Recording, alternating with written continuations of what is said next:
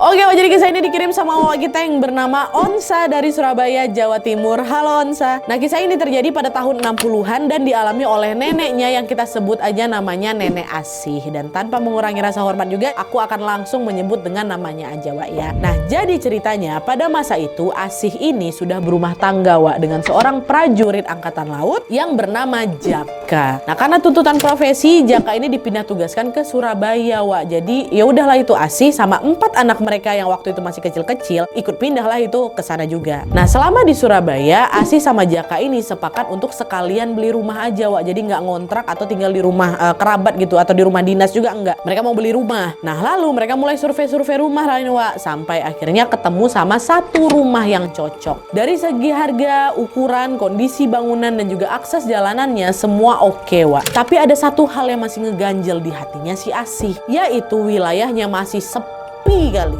Asih bilanglah ke Jaka, "Mas, ini kira-kira aman nggak ya kalau kita tinggal di sini? Di kompleks ini baru ada 3 rumah aja loh, Mas, termasuk rumah ini. Selebihnya cuma kebun. Pas di belakang rumah ini ya ada sungai sih, tapi di seberang sungai cuma ada kebun lagi. Kita nggak punya banyak tetangga, Mas, kalau tinggal di sini," kata Asih. Jaka jawab, "Sekarang emang masih sepi yang, tapi namanya juga kompleks hunian, lama-lama juga pasti nanti bakal ramai. Kita sabar dulu aja lah. Nanti pasti banyak kok yang tinggal di sini," kata Jaka. Nah, terlepas dari lingkungannya yang sepi, Wak, rumah ini tuh sebenarnya punya banyak sekali poin plus. Salah satunya yaitu udah punya sumur sendiri. Pada masa itu kata nenek aku Nadia, kebanyakan orang-orang tuh masih ngambil air itu langsung ke sungai. Jadi walaupun tepat di belakang rumahnya itu juga ada sungai yang airnya juga bening, tapi tetap repot kan kalau setiap kali butuh air mereka harus turun dulu ke sungai ngambil air habis itu masuk rumah lagi, kan repot. Jadi keberadaan sumur itu tentu akan sangat membantu kegiatan mereka sehari-hari. Dan selain itu sumurnya ini, Wak, juga dibangun di dalam ruangan khusus yang punya pintu juga. Kan biasanya